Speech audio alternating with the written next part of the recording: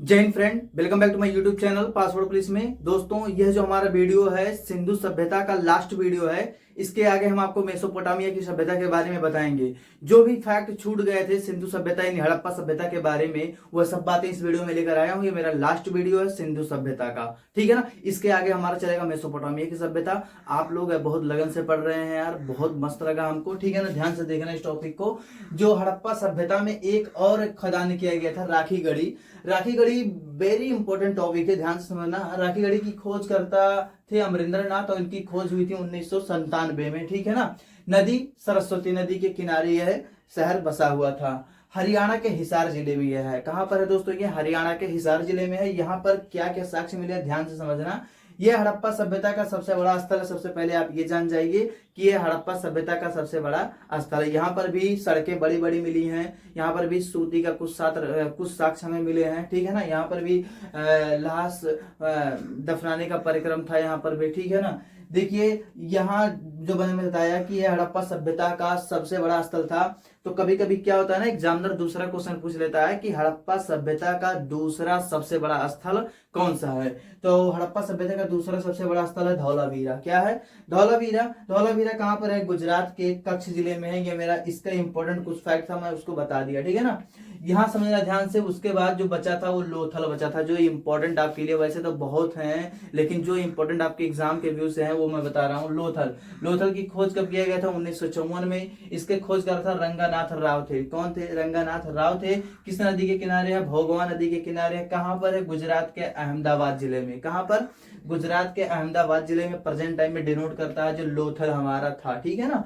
यहाँ पर एक साथ दो लोगों को दफनाने का साक्ष्य मिला है। आप इस बात से समझ सकते हैं, इसका मतलब होता है दुगल समाधान। क्या होता है? दुगल समाधान, यानी एक साथ दो लोगों को दफनाने का परिक्रम को कहते हैं दुगल समाधान।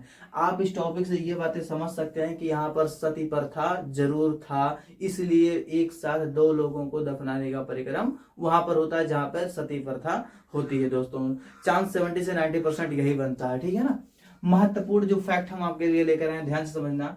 इसमें जो सिक्के चले थे हड़प्पा सभ्यता में, वो सिक्का चला था एक सिंह वाला सिक्का चला था। लोहे से अपरिचित थे यहाँ के लोग, लेकिन तांबा से क्या थे? परिचित थे, ठीक है ना।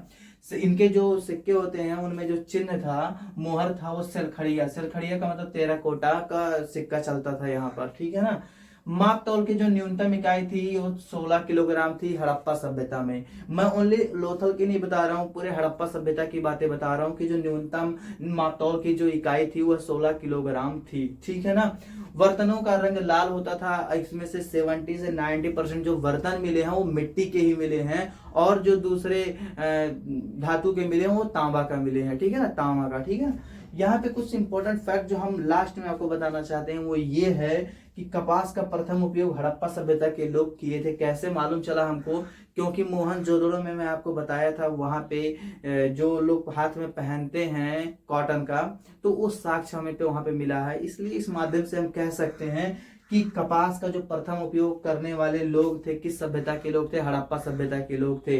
इसके आगे मेसोपोटामिया की सभ्यता हम आगे चर्चा करेंगे, उसमें क्या क्या फैक्ट हैं सब बातें बताऊंगा आपको, ठीक है ना। हड़प्पा सभ्यता का विनाश का कारण था बाढ़।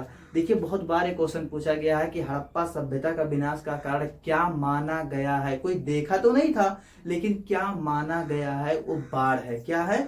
बाढ़ है। ऐसा माना जाता है कि एक समय में बहुत भीषण बाढ़ आई होगी और मिट्टी से दब गया था वो। अब जब मिट्टी निकाल रहे हैं तो हमको मालूम चल रहा भैया यहाँ पे स्विमिंग पूल था, यहाँ पे नाली था, यहाँ पे सड़क था। लोगों को मालूम चल रहा है मोहनजोदड़ो में जैसे बड़ी बड़ी सड़कें थी, वहां पर स्विमिंग पूल भी मिला था, वहां पर कुआं मिला था। तो ऐसे साक्ष्य जब उनको चेक किया गया, जब उन्हें रेडियो कार्बन से 14 के माध्यम से चेक किया गया, तो मालूम चला ना कि इतने साल पुराना ये है, आज से नहीं, ईसा पूर्व से 2400 साल पुराना। बताइए, ये रेडियो कार्बन से 14 की मदद से ऐसा हो पाया, जांच कर पाए हैं हम और पता लगा पाए हैं कि सिंधु सभ्यता क्या थी। सिंधु नदी के किनारे थी, इसलिए उसका नाम सिंधु सभ्यता रखे। वो किसी कॉपी में नहीं लिखा था कि ये सिंधु सभ्यता है, ये हड़प्पा सभ्यता है। हड़प्पा नाम उसका इसलिए रख दिया गया क्योंकि सबसे पहले हड़प्पा नामक स्थान की खुदाई की गई थी। सिंधु सभ्यता इसलिए रख दिया गया ना क्योंकि 300 से 350 सिंधु सभ्यता के जितने भी स्थान थे, 300 से 350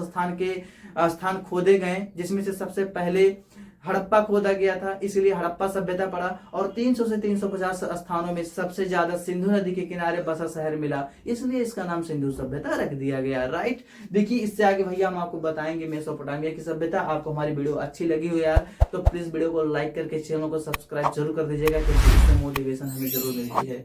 थैंक यू, बाय बाय।